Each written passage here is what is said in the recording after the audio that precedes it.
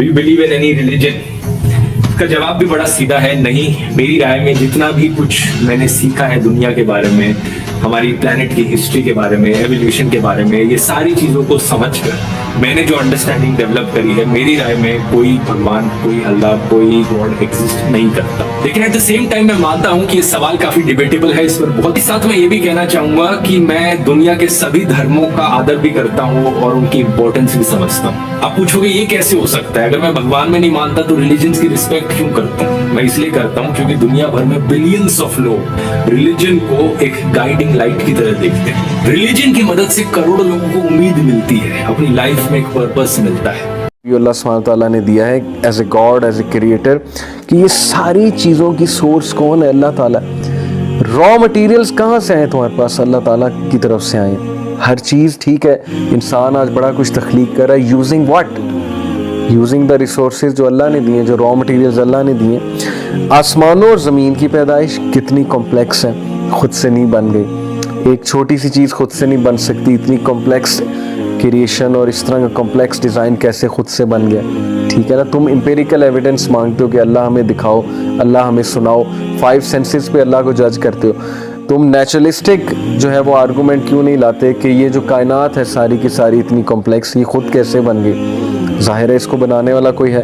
रात दिन का हेर फेर, क्या ये तुम करते हो? रात दिन का हेर फेर, सूरज को निकालने वाले तुम हो।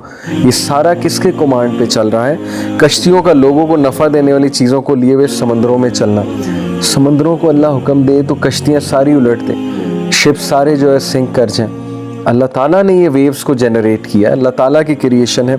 आसमान से पानी उतार कर मुर्दा ज़मीन को ज़िंदा कर देना, यानी एवरीथिंग। तुम्हारे समंदरों का सफ़र, समंदर से फ़ायदा हासिल करना, लैंड से फ़ायदा हासिल करना, कैटल से फ़ायदा हासिल करना, सब्जियां उगती हैं जब बारिश होती है, फिर वो सब्ज़ा उगता है, कितना तुम्हें फ़ायदा होता है, तुम्हारा इकोसिस्टम जो है वो सस्टेन रहता है। अल्लाह ताला ने सब कुछ मिकदार में दे दिया।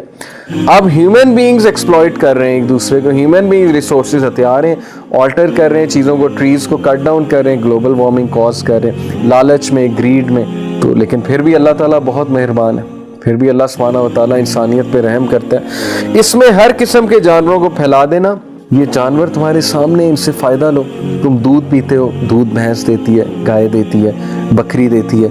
बकरा जो है उसको ज़िबा करते हो, बकरी को ज़िबा करते हो, कैटल को ज़िबा करते हो, उससे बीफ आता है, मटन आता है, कितने मज़े मज़े के खाने खाते हैं। यानी एवरीथिंग, हर चीज़ मुसख्खर है इंसान के लिए। हवाओं के रुख बदलना जिसकी वजह से वेदर चेंज होता है, जिसकी वजह से ज़ाहिर है कि ये हमारे मौसम होते हैं, और जिसकी वजह से इंसानों को राहत होती है।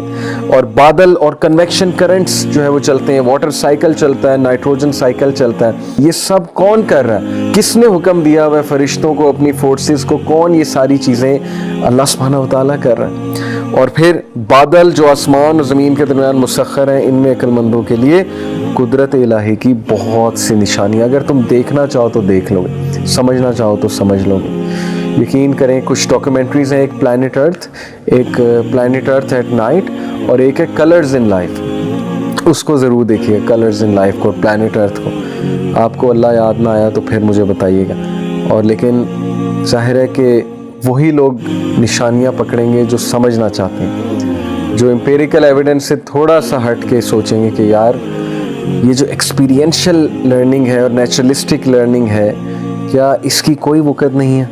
एक्सपीरियंशियल लर्निंग क्या होता है? मेरा आपका, बिलियन ऑफ लोगों का अल्लाह के साथ एक एक्सपीरियंस है, इवन नॉन मुस्लिम्स का। इवन नॉन मुस्लिम्स दुआएं करते हैं तो अल्लाह ताला कबूल करता है। कबूल करने वाला तो अल्लाह ही है ना। इसलिए हर चीज़ को साइड पे करके एम्पिरिकल एविडेंस मांगना कि नहीं, जब तक मैं देखूंगा नहीं, मैं सुनूंगा नहीं, मैं नहीं मानूंगा, ये एरोगेंस है।